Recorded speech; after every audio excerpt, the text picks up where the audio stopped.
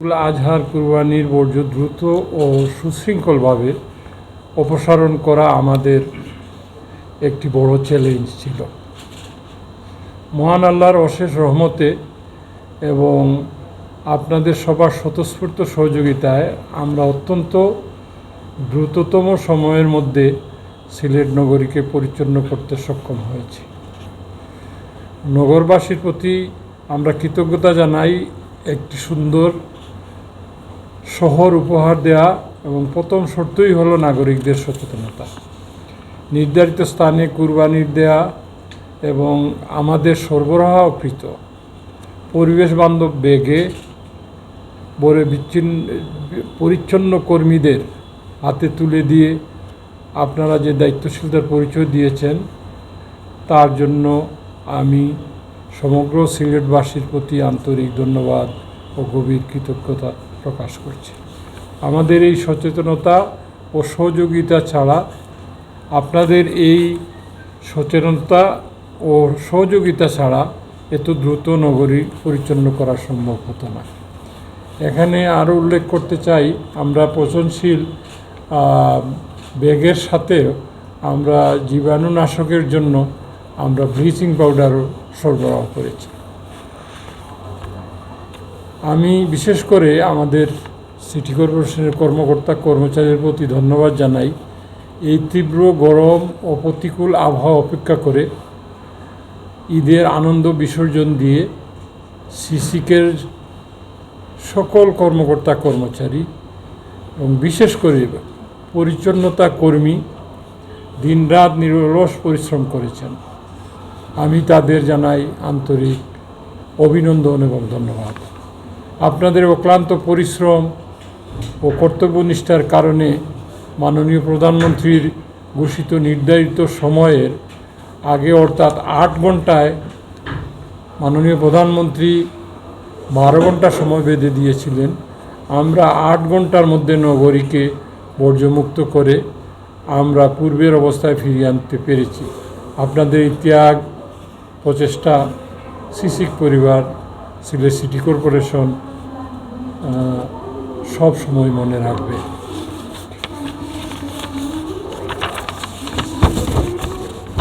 প্রিয় সাংবাদিক বন্ধুগণ, সিলেট সিটি কর্পোরেশনের উন্নয়ন অগ্রযাত্রায় আপনাদের সর্বদা সম্মানিত সাংবাদিকবৃন্দর সহযোগিতা পেয়েছি। ঈদুল আজহায় আমরা সাংবাদিকদের অকুণ্ঠ সহযোগিতা পেয়েছি। এই জন্য আমি সম্মানিত সাংবাদিকবৃন্দকে ধন্যবাদ জানাচ্ছি। ভবিষ্যতেও আপনারা সর্বাত্মক সহযোগিতা আপনাদের কাছে কামনা করি। প্রিয় বন্ধুগণ, এই সফলতা আমাদের দায়িত্ব আরও বাড়িয়ে দিয়েছে। ভবিষ্যতে যে কোনো উৎসব বা দুর্যোগে আমরা এর চেয়ে আরও দ্রুত, আধুনিক ও চমৎকার নাগরিক সেবা নিশ্চিত করতে পারব বলে বিশ্বাস করি। আমাদের এই পরিচ্ছন্নতা অভিযান শুধু ঈদের জন্য নয়, এটি বছর জুড়ে অব্যাহত থাকবে। আসুন এই পরিচ্ছন্নতাকে আমরা আমাদের স্থায়ী অভ্যাসে পরিণত করি। সবাই মিলে কাঁধে কাঁধ মিলিয়ে আমরা আমাদের ভালোবাসার সিলেট নগরী, আধ্যাত্মিক নগরীকে একটি আধুনিক, পরিচ্ছন্ন ও গ্রিন নগরী হিসাবে রূপান্তর করি। সবাই ভালো থাকুন, সুস্থ থাকুন। প্রিয় সাংবাদিক বন্ধুগণ, আমার সাথে আরও উপস্থিত আছেন আমার ডান দিকে বর্জ্য ব্যবস্থাপনার প্রধান লেফটেন্যান্ট কর্নেল অবসরপ্রাপ্ত একলিম আবেদিন। আমার বাম পাশে আছেন প্রধান সম্পত্তি কর্মকর্তা, প্রধান রাজস্ব কর্মকর্তা বিশ্বজিৎ দেব। তো আরও আমাদের প্রধান নির্বাহী কর্মকর্তা সহ আমাদের সকল কর্মকর্তা এই কর্মযজ্ঞে অংশগ্রহণ করেছেন, এবং পাশাপাশি আমাদের পরিচ্ছন্নতা কর্মী যারা এবং তাদের সুপারভাইজাররা, তাদেরকেও আমরা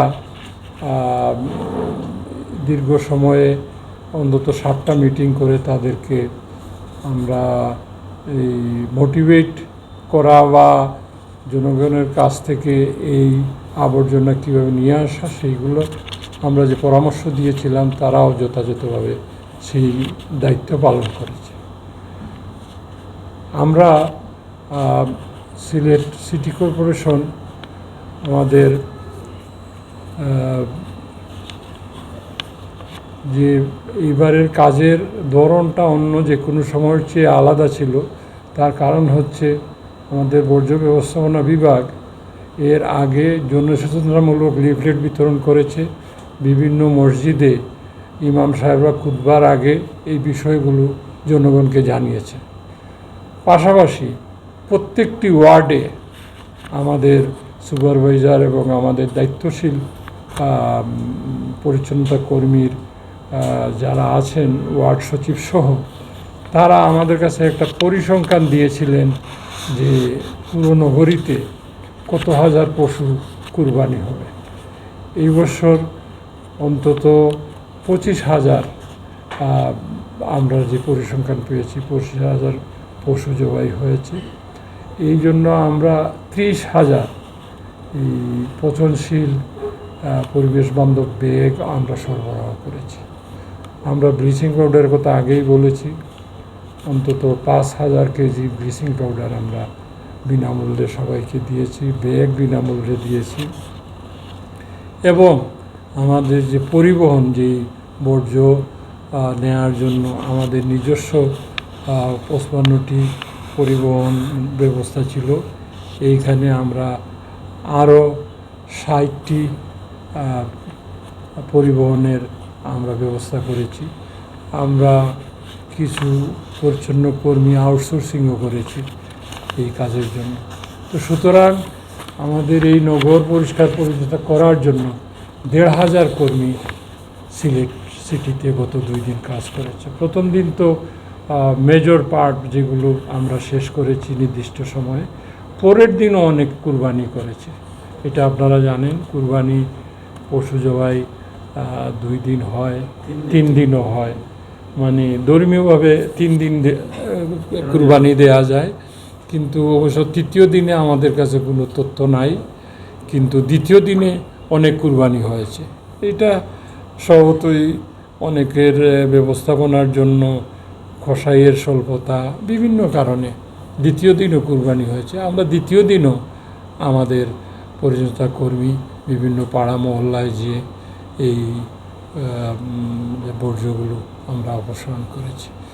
তো ইনশাআল্লাহ সাংবাদিক বন্ধুগণ, আপনাদের সহযোগিতায় এবং আমাদের এই কর্মকাণ্ডগুলো ঈদের আগে 1 সপ্তাহ থেকে আমাদের যে সভা সমাবেশ বা প্রস্তুতি, এগুলো সংবাদ মাধ্যম, ইলেকট্রনিক্স মিডিয়া, অনলাইন মিডিয়া সব জায়গায় এগুলো প্রচার হওয়াতে মানুষ বা নগরবাসী এবার সচেতন হয়েছে, যার জন্য তাদের সহযোগিতার কারণে আমাদের এত বড় কর্মযজ্ঞ আমরা সফলভাবে শেষ করছি।